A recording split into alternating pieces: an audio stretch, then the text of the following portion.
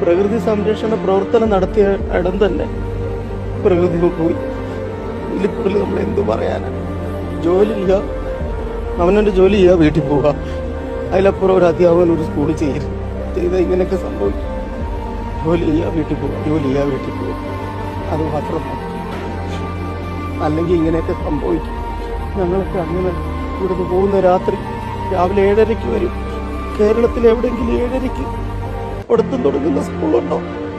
ഇവിടെ ഒക്കെ ഇരുന്നാ ഞങ്ങൾ പഠിപ്പിക്കുന്നത്. ഇവിടെ എല്ലാം ഇരുന്ന് പഠിപ്പിക്കും. മക്കളോട് പറയും, നിങ്ങൾ ലോകത്തിലെ ഏറ്റവും ഭാഗ്യം ചെയ്ത മക്കളാണ്. ഈ പുഴയോരത്ത് ഇരുന്ന് പഠിക്കാനുള്ള ഭാഗ്യം ലോകത്ത് ആർക്കാ കിട്ടുക? ഒരുപാട് അഹങ്കരിച്ച് ഞങ്ങൾ ഒരുപാട്.